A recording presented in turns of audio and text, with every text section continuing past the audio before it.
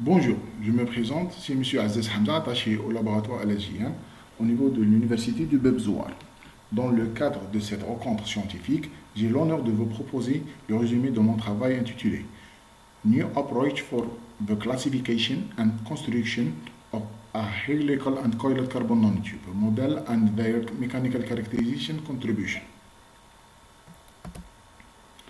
L'homme a toujours été fasciné par la structure hélicoïdale et la structure spiralée.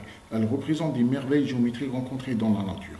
On les trouve dans les plantes, les insectes et plus récemment dans de nombreuses structures micro- et nanométriques telles que l'ADN et les nanomatériaux. Les nanotubes spiralés et hélicoïdaux représentent l'exemple idéal pour ces structures dans le monde de nano. Il attire l'attention des chercheurs par leur complexité géométrique combinée à des propriétés mécaniques, électroniques, électromécaniques très spectaculaires. Les particularités du nanotube de carbone, couplées à la forme hélicoïdale, à la structure unidimensionnelle, aux dimensions nanométriques et à la grande surface spécifique, ont permis d'envisager et imaginer d'autres inhabituelles propriétés et des innombrables applications. Mais le développement de ce domaine rencontre quelques difficultés, surtout les difficultés liées aux structures et les caractérisations de ces derniers. Alors, on peut dire que tous les problèmes rencontrés peuvent être résumés tout simplement par le fait que toutes les méthodes existantes pour le dessin de nanotubes de carbone courbés sont limitées et elles sont correctes et fiables seulement pour les nanotubes spiralés simples et petits diamètres.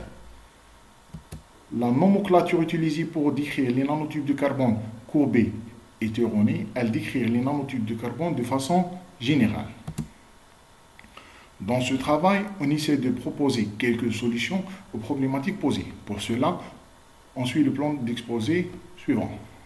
Tout d'abord, on commence par une présentation générale de nanotubes de carbone et leur structure. Ensuite, on passe à la classification de différentes structures de nanotubes courbés. Après, c'est l'explication de la méthode pour la construction d'un modèle de nanotube de carbone hélicoïdal et spiralé. Et finalement, une tentative pour la caractérisation mécanique de nanotubes de carbone courbés. Pour cela, on commence par un petit voyage dans le monde de nano, car les nanotubes de carbone font partie de la classe de nanomatériaux qui constituent l'univers de nanotechnologie.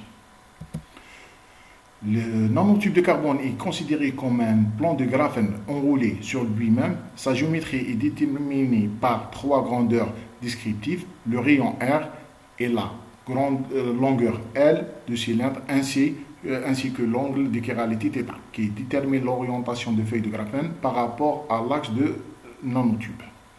Suivant le sens d'enroulement, nous pouvons obtenir un nanotube de type armchair, zigzag ou bien chiral. Ces grandeurs sont déterminées à la fois par un couple d'entités NM appelés les indices de Hamada.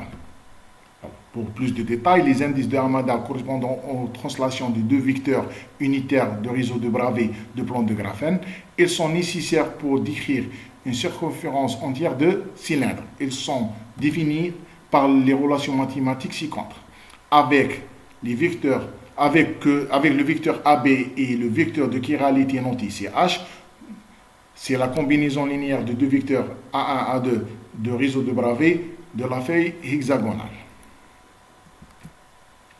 Mais la structure n'est pas toujours parfaite car les cycles hexagonaux ne sont pas toujours les seuls cycles existants dans la structure. La présence de cycles carrés, pentagonal, heptagonal est souvent rencontrée.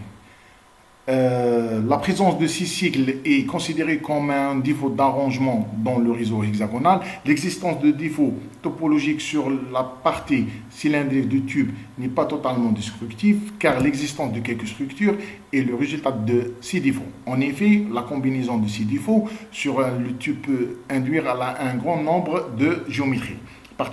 Géométries bien sûr particulières telles que les nanotubes courbés, qui représentent les structures à étudier dans cette présentation.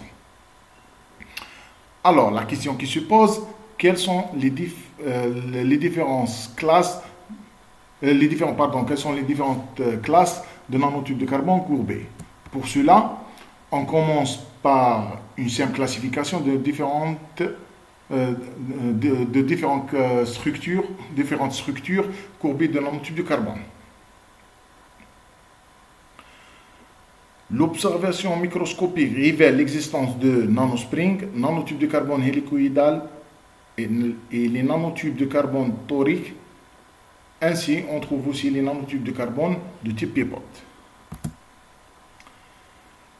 Pour étudier les nanotubes de carbone courbés, un système d'indexation est développé. Il est très pratique et simple, construit de 3 vecteurs. Le vecteur de creux, appelé H, qui spécifie les dimensions de trous hexagonaux, le vecteur d'arrangement A et le vecteur d'enroulement R, qui spécifie l'arrangement de trous formés à la première étape. Donc, en conséquence, une procédure pour le dessin de nanotubes de carbone courbés par une carte de développement de 3 étapes est proposée. Tout d'abord, on commence par introduire des trous hexagonaux dans la feuille de graphène. La feuille est bien sûr parfaite. On utilise des trous coupés pour réaliser ces trous hexagonaux.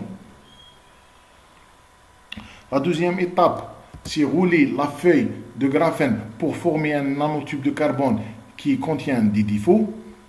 La dernière étape, relier les 2 côtés de chaque trou pour construire un nanotube de carbone courbé. Avec cette méthode, on a réalisé des nanotubes de carbone spiralés et des nanotubes de carbone hélicoïdaux avec différents paramètres structurels. Généralement, dans les articles et dans les références bibliographiques, les chercheurs confondent entre la structure spiralée et la structure hélicoïdale.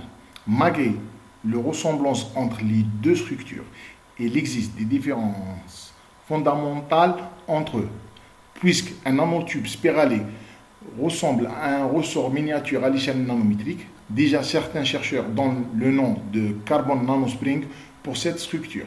Ainsi, peu de travaux parlent de la structure hélicoïdale et la plupart des travaux la confondent avec la structure spiralée. En plus, la structure spiralée est caractérisée par le diamètre intérieur, extérieur et le pas, tandis que la structure hélicoïdale est caractérisée par le diamètre extérieur et le pas uniquement. En termes de la différence structurelle, on trouve la différence dans la position de défaut, le nombre de défauts et la façon de l'enroulement. Après la conception des modèles de nanotubes de carbone courbés, une tentative pour la caractérisation mécanique est achevée. Pour cela, un modèle énergétique basé sur la mécanique moléculaire est utilisé. Pour chaque configuration de nanotube spiralé réalisée, les paramètres sont présentés dans le tableau ci-contre. Le diamètre est calculé avec une formule mathématique en fonction de l'indice n. La variation des paramètres structuraux en fonction de l'indice n est présentée dans le graphe. On remarque que l'augmentation de diamètre ne fait que diminuer la valeur de la raideur. Donc, en conclusion, cette étude représente la première tentative pour calculer la constante de raideur pour les nanotubes de carbone spiralés de type zigzag. Malheureusement, dans les références bibliographiques, les résultats sur les nanotubes de carbone de type zigzag sont moins abondants. Il n'existe pas une étude numérique pour cette configuration, tandis que les données expérimentales sont basées sur la raideur de nanoressort de carbone de très grand diamètre. Il existe une incohérence significative entre la constante de ressort obtenue à partir du présent travail et les résultats expérimentaux. La méthode de conception développée révèle des secrets dans la géométrie liée aux paramètres géométriques. Elle est simple, facile à comprendre, facile à utiliser, reproductible et décrire n'importe quelle structure courbée de nanotubes de carbone. Merci pour votre attention.